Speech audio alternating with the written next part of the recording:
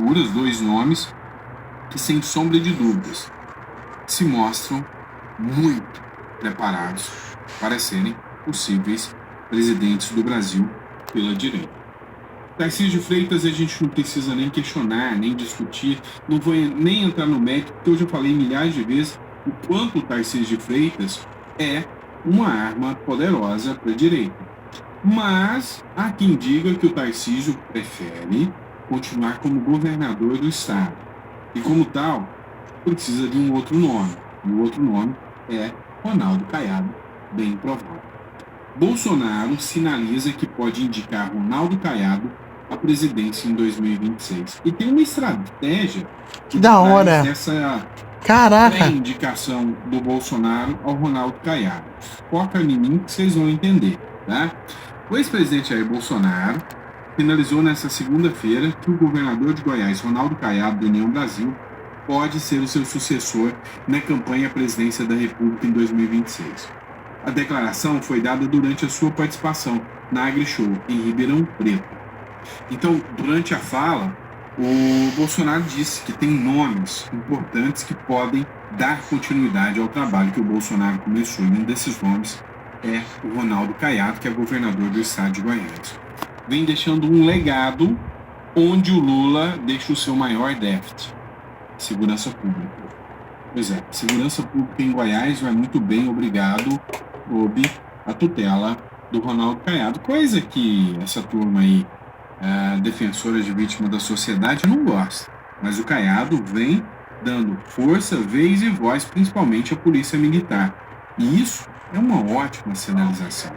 Você tem que entender que enquanto o Lula deteriora cada vez mais os números, joga o Brasil na lama, os governadores dos estados, governados pela direita, que seja o Ratinho Júnior, que seja o Jorginho Melo, que seja o Zema, que seja o Caiado, que seja o Tarcísio, esses têm bagagem o suficiente para encarar Lula, porque tem histórico, tem um portfólio para demonstrar.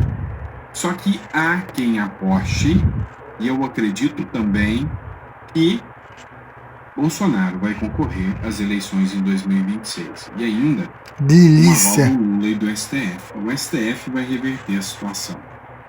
Não acredita? Espera para ver.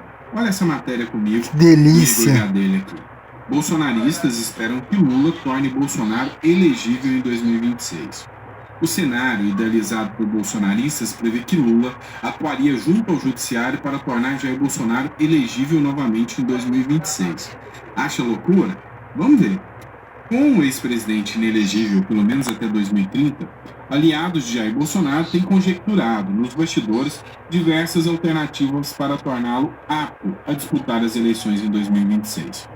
Um dos cenários idealizados pelos bolsonaristas prevê que o próprio Lula atuaria junto ao judiciário para tornar Bolsonaro elegível em 2026, quando o petista, em tese, deve tentar as reeleições. A tese bolsonarista é que Lula ajudaria Bolsonaro por temer perder para outro candidato da direita, que venha a ser apoiado pelo ex-presidente na disputa ao Palácio do Planalto. Vamos entender 2 pontos. Primeiro ponto: por que o Bolsonaro sinalizou Caiado, agora logo de início, e não o Tarcísio? 2 pontos. Uma, que o Caiado, ele tem muita chance de vencer, sim.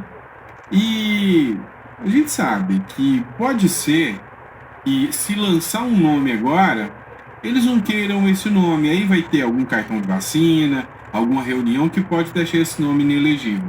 Então, o Tarcísio é o Coringa. É o Coringa que no último momento, na hora H, ele pode chegar, se candidatar e verdade, ser candidato da oposição.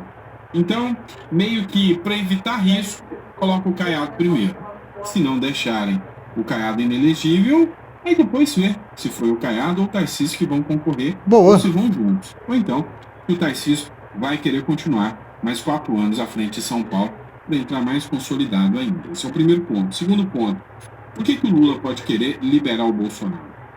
Ainda a aposta de que há a rejeição do Bolsonaro por grande parte do eleitorado brasileiro. Isso não é mentira, tá? Isso é verdade. Se você olhar ainda o pessoal do MBL, a turma do Nando Moura, a turma do Mamãe Falei, e um monte de gente que segue na mesma linha, eles acham que o Bolsonaro é horrível. Preferem, talvez, até encarar o Lula de novo, porque o Lula eles conseguem fazer oposição. Então, tem quem diga aí, que eu detesto o Bolsonaro. E aí, meu amigo, eu vou ser sincero com vocês. Da conjectura que nós vimos até agora, em 1 ano e 3 meses de mandato, o MBL continuar com o mesmo discurso de que Lula é igual ao Bolsonaro, aí, meu amigo, me desculpem, mas aí já tá beirando o mau caratismo. Todo mundo sabe que não é a mesma coisa. Todo mundo sabe que o MBL não tinha o mesmo medo que tem agora com Lula e o judiciário atuando. Isso é fato.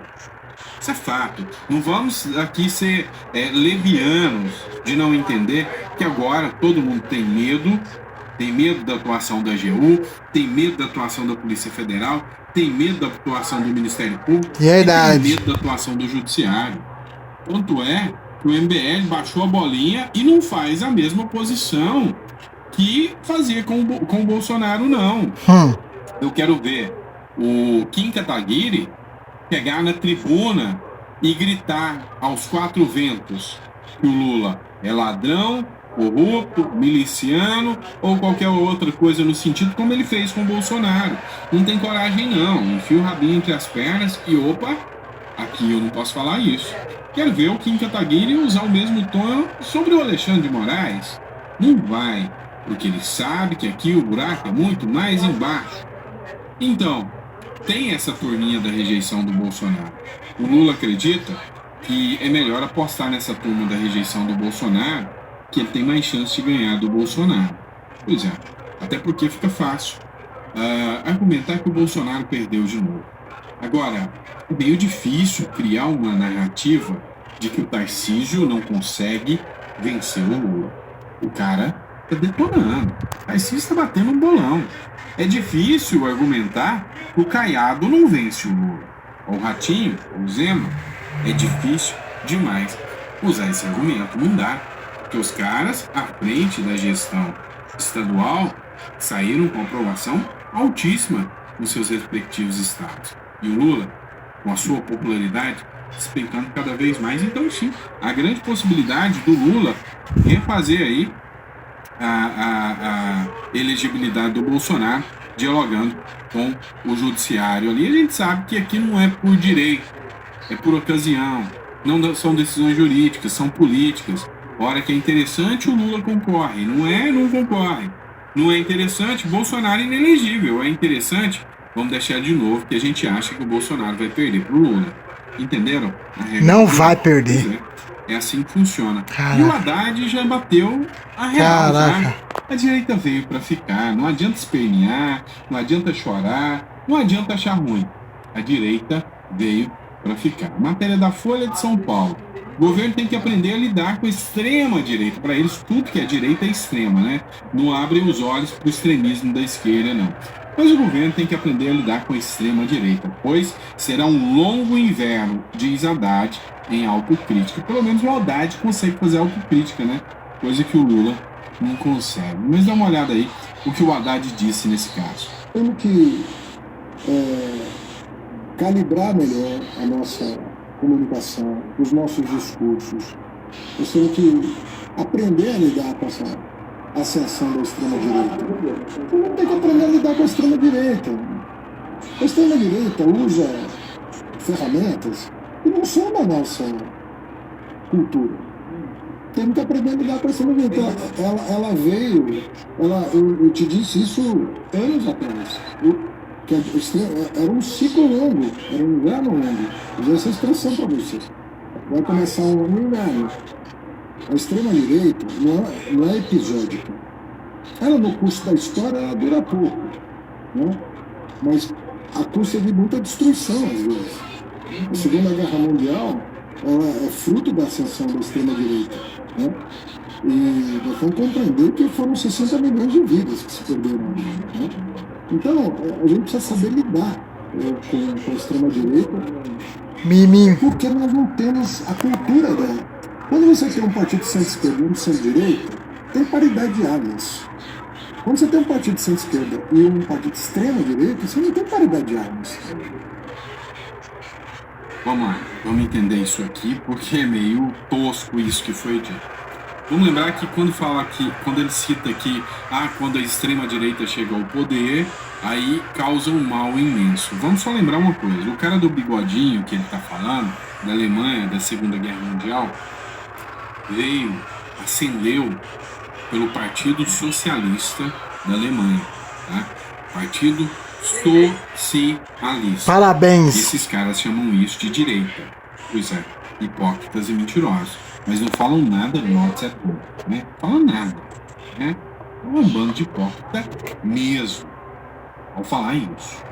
Agora, outro ponto que a gente precisa analisar. A direita, ela hoje se consolidou porque não mais conseguem controlar o povo. Porque o discurso que chega no povo é aquele discurso que o povo quer ouvir. O brasileiro é conservador. O brasileiro está de saco cheio do discurso da esquerda. A esquerda antes dominava o discurso com as suas globas,